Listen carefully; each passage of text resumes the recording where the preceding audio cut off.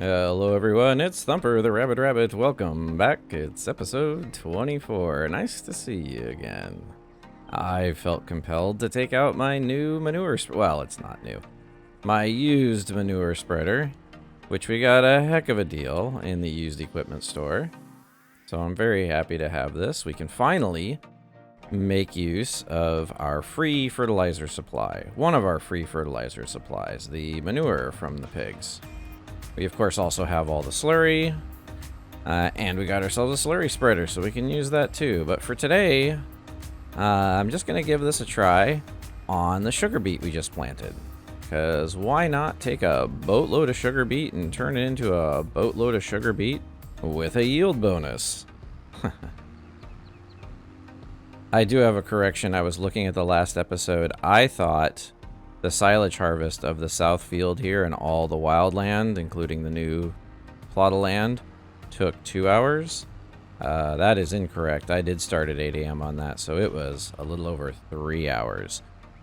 So that right there is why I've just gone and started skipping over the silage harvests. It is a necessary process to fund our operation here, but it is very lengthy and repetitive and boring, so I just don't feel like subjecting you to that anymore.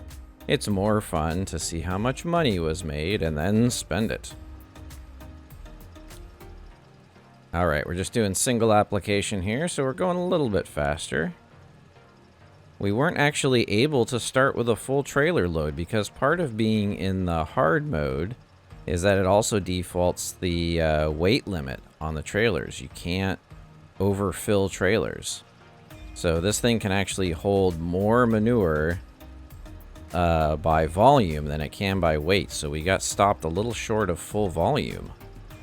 But that's okay.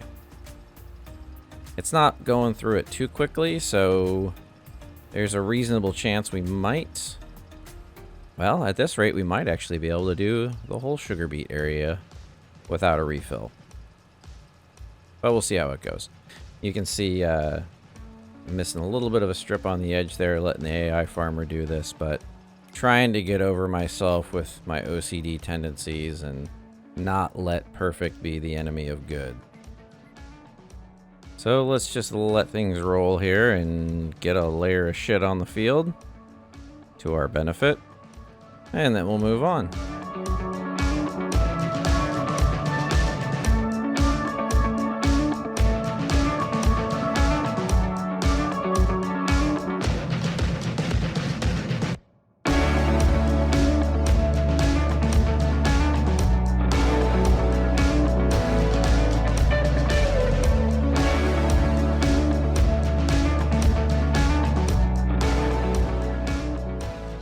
Well, it's pretty hard to ignore while putting down the fertilizer there that we have a weed problem.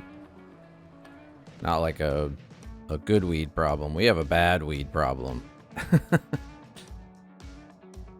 But we own this little weeder, so I'll just run it over it real quick and solve our weed problem.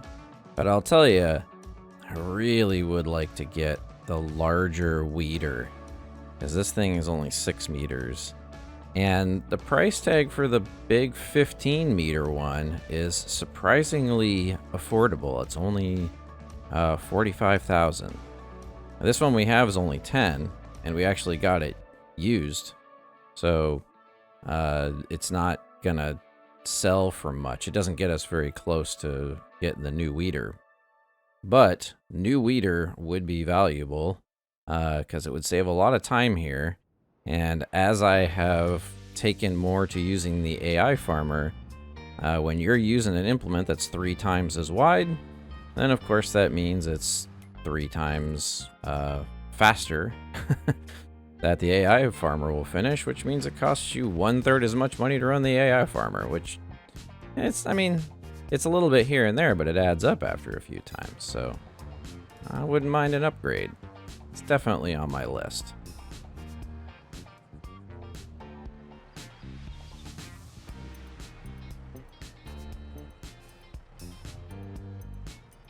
Alright, I told you I don't want to subject you to mowing, and I won't.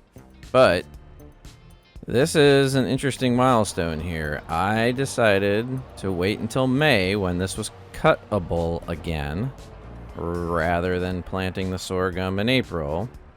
So this is a little bit of an experiment. I've always gotten the sorghum in the ground in April in the past. This is the first time I'm doing it late, and I think, based on one other crop I did, that planting it late also means the harvest is going to be late. And that could bite me in the ass here, because normally I can harvest the wheat, the sorghum, and the canola all at the same time, but I'm pretty sure this is going to mean that the sorghum readiness is going to fall the month after the second month where I can harvest the wheat and canola, which means I'm going to have to rent the combine twice. So this may have been a bad move. It's hard to tell. I could get another trailer load of silage here. That's another 20 grand. And if I rent the small combine, shoot, I forget how much that thing is now. It's definitely less than 10. Might be closer to 5. Maybe somewhere between 5 and 10. So the outcome here may still be somewhat positive in that I will potentially, still net 10 grand off of doing a silage cut on this field. But I'm not sure if it's the right move. Yeah, I mean, we're still sort of in that phase of the game where making 5 or 10 grand actually is a meaningful amount of money.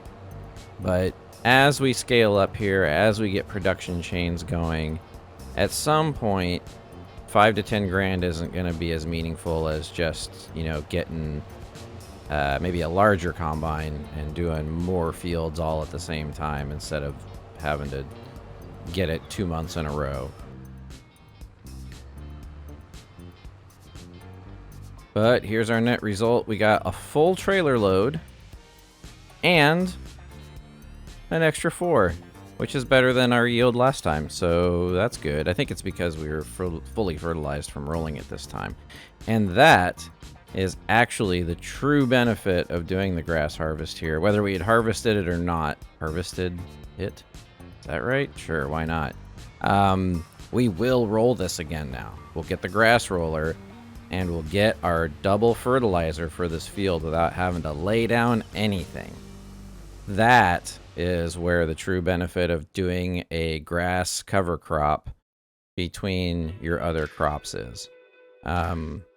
We don't have the time to do that on some of these other crops. We don't have like 2 months in between to plant grass, let it pop up the next month, and then roll it under before we even harvest it. So, but man, I should do the math on that because I'm genuinely curious, but I'm pretty sure it's cheaper on a big field like that to just plant grass, let it grow, and roll it under to get the double fertilizer bonus than spreading any other type of fertilizer. And of course, we gotta turn the field into sorghum, and step 1 is the cultivation. So I'm back here with the cultivator, gonna run it through the field. I think we've got the budget to do this, but we'll see how it goes. We gotta cultivate. I don't know if I'm gonna run the D-stone over this. Probably not. But we at least need to cultivate and seed, and hopefully we're good otherwise.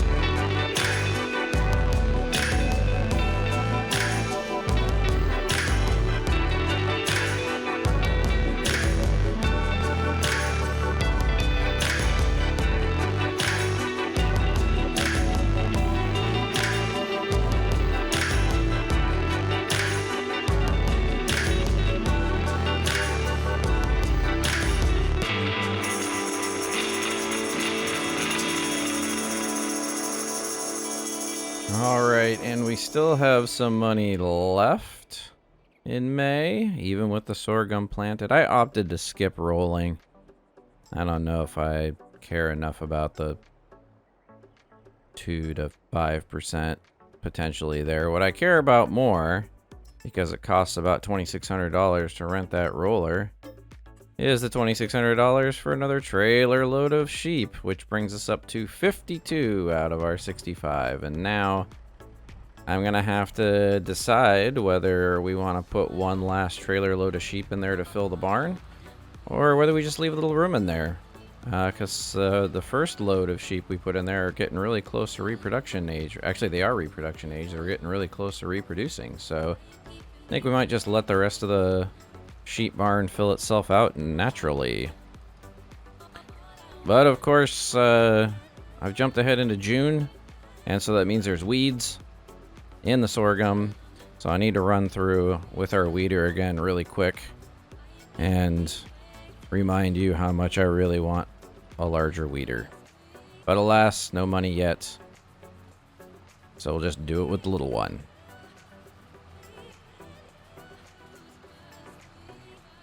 And when I say real quick, 34 minutes, 33 minutes later, this is why I'd love the larger weeder. There are certain parts of this that are getting a little grindy, and it's a big motivator to try and scale up equipment. So I'm actually, as much as I want to buy some new land and everything, I also kind of want to buy like a wider seeder, a wider weeder. Hey, that rhymes. Wider, or spend a little more money renting larger harvesters with a larger, wider harvesting head. Pretty much anything that makes the field work go faster. There are larger, wider versions of a lot of this stuff for big fields. And I don't know that I can afford to buy that stuff, but certainly for stuff that I'm renting, yeah, if I kept a larger budget, you know, some of these field turns cost $20,000+ to turn a crop, sometimes 30. And I did a couple rounds early on where I blew an inordinate amount of money having 2 or 3 tractors out here with larger implements, and that's fun, but it's expensive. So that's the trade-off. I really wish I could get more regular income from some production chains. I didn't have to grind on the silage so much to be able to afford the larger implements. And one thing I don't typically show is that for the equipment that I own, I often take it over here to the pressure washer before I actually put it away, because it looks prettier that way. It doesn't really add to the value. From what I've been told, it doesn't actually increase or retain the value at all to keep your stuff clean. But it looks cool, and honestly, the pressure washer's a little fun. So, I mean, it's just a break out of the routine after driving the tractor around for half an hour with the damn weeder. So, why not? Okay, I figured out something else fun to do in June. And didn't cost me a whole heck of a lot of money. I rented the stump grinder mulcher out of the forestry equipment section so that I can remove these damn stumps in our empty field or our empty land, because having to navigate around them to do the silage cut is kind of a pain in the butt, and I want to remove them anyway because eventually I'll want to turn this into some field, some actual farming field area. So I'm just going to do a quick run around here and knock down all these stumps. I found out that the mulcher actually creates new field, like farmland, if you let it touch the ground. So I'm trying to have a little gentle touch here. Just if you start to lower it and immediately raise it again, it'll get rid of the stump, but it won't make new farmland, which just shows up as little pock marks on the map, which is just annoying to me. It's not a big deal, but it just annoys me. So I'm going to run through these really quick, and then I'm actually going to put the functionality of grinding the mulcher to make new farmland to some good use. So we're here at the south grass field. And some time ago, if you paid attention, I've had this texture, this brown textured outline that's a larger extension to this field. And that's the size I wanted to expand the field to, because I figured it's still the outline of where you have a good headland all the way around. So I figured I could get another row almost all the way up and down the field here of land. And then on the south end, there's a much larger chunk where you still have a pretty good headland to turn around. But it would expand the field probably a good like 10-15 meters further to the south. And the easiest way to get a nice clean line here, I found, is using this mulcher, because it's got pretty good precision to it. And this is creating new farmland, just mulching. Now, I do need to come back and shit, what am I trying to say? Plow. That's what I'm trying to say. Plow. I still need to plow it. And in fact, for this land, I probably need to come back and plow. And then might need to fertilize a little bit, but it's already fertilized because of the grass cutting. And might need to lay down some lime, but not a big deal. I'm just doing grass here, so even if it's not fertilized right away, it will be after the first cut. So I'm just trying to expand this. Now, the downside is this thing is really slow. So I'm just going to time lapse through the rest of this.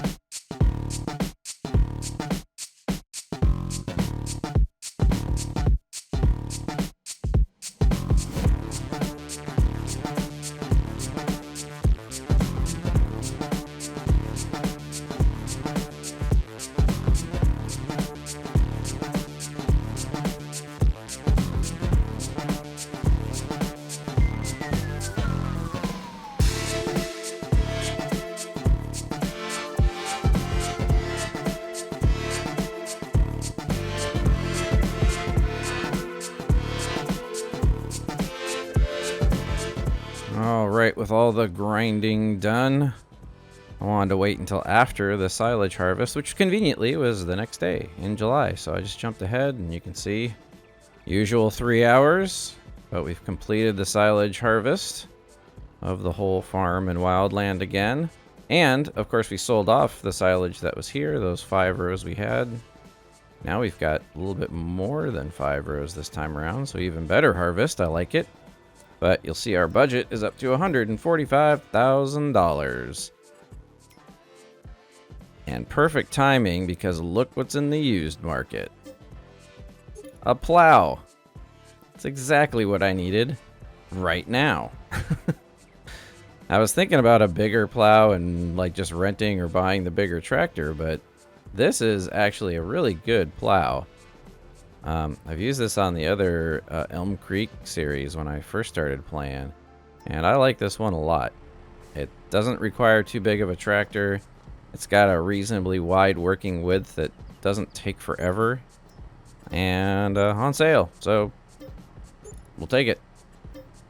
I'm gonna repair it, not too expensive, and let's get to work, because now I can plow and seed that expansion around.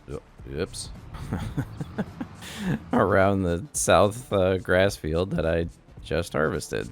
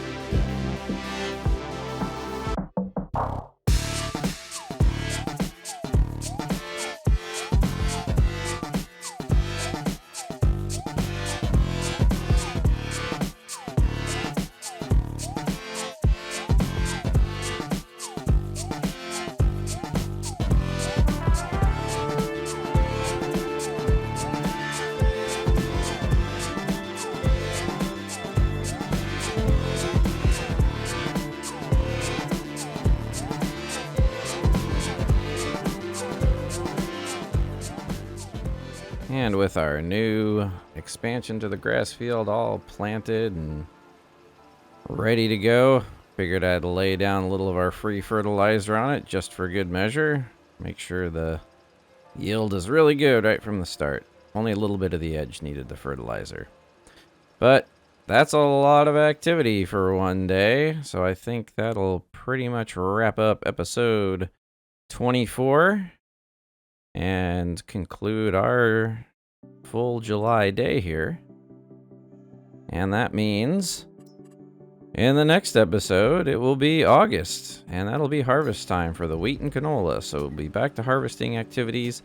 I seriously doubt we're going to get to harvest the sorghum, but maybe it'll be ready early if we're lucky. Until next time, friends, thanks for joining me, and remember, take care of yourselves, and if you can, someone else too. Have a good night.